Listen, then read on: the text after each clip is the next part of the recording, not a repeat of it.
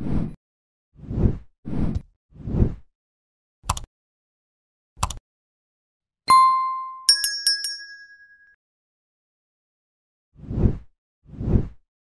Infiltrator's ending sees Robert Mazur's years of undercover work come into effect with a major bust, leading to questions about the real-life history and the film's thematic implications.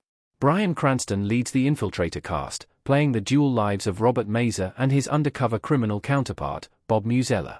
As Musella, he helps drug lords of the cartel with laundering their money, hoping to gain favor and infiltrate their ranks, bringing him closer to higher-ups like Pablo Escobar. While Mazur's work doesn't directly reach Pablo Escobar, the staged wedding between him and Kathy Ertz, Diane Kruger, along with years of undercover work, leads to numerous arrests.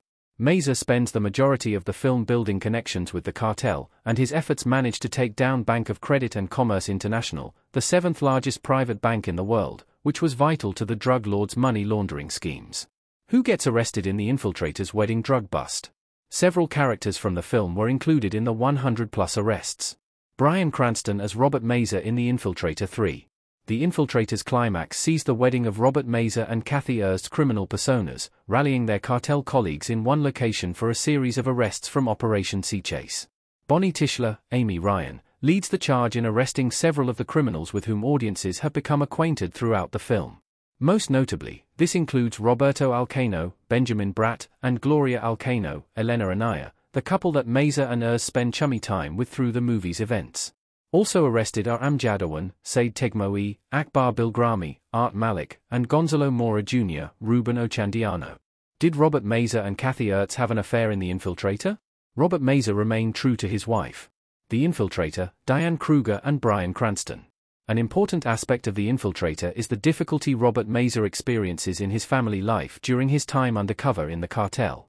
Early in the film, he's taken to a strip club while undercover but declines any sexual favors, claiming that he has a fiancée he's loyal to.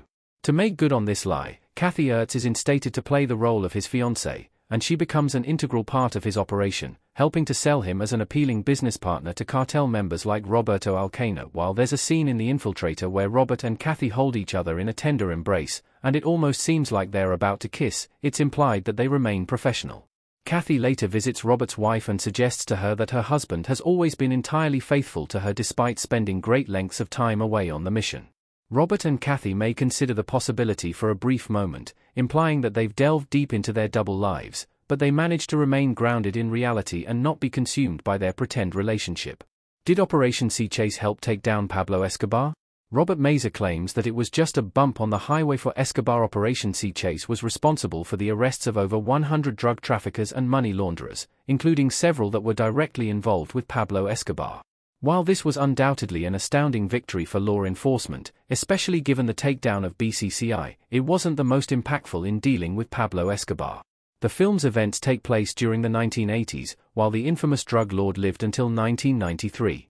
On the matter, Robert Mazur told Tampa Bay Times the following: Is The Infiltrator accurate to the true story?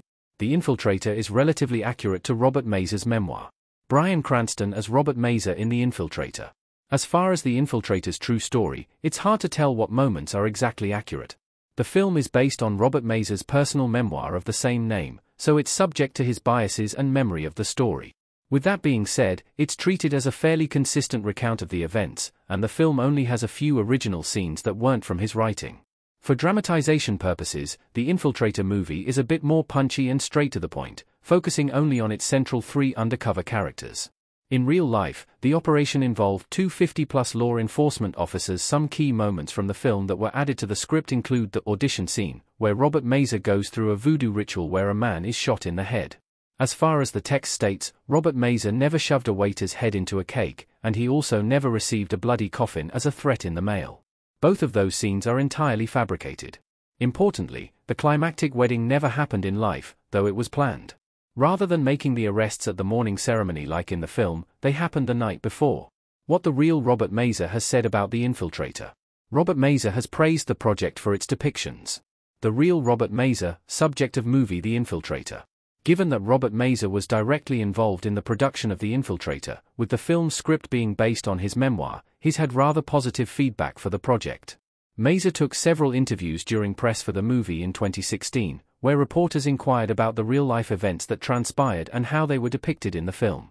Importantly, due to threats from the cartel over the years, Mazur keeps his likeness off the internet, so he stated that his involvement in the film wasn't for fame but instead encouraged its production to raise discussion about the film's contents. An important statement he made to Men's Journal in 2017 was that he never doubted his loyalties to law enforcement. While the film shows him demonstrating a brief moment of guilt in the climax, the real Robert Mazur stated, "I never forgot who I was and why I was there." The film toys with the idea of the risks of living a double life, but Mazur claims he was always focused on his mission. The real meaning of The Infiltrator's ending explained. The Infiltrator is meant to offer a realistic depiction of the dangers of undercover work. Imagery from The Infiltrator custom image by Yaida Chacon.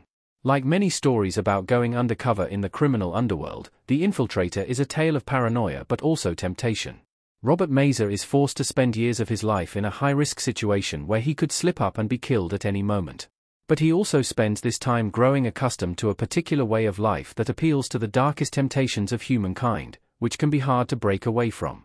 In the end, the audience, like Mazur, might feel some momentary guilt for the betrayal involved in an undercover case. According to the real-life Robert Mazur in an interview with Tampa Bay Times, the figure wanted a forum for his self-described crusade against money laundering practices enabling all sorts of illegal operations worldwide.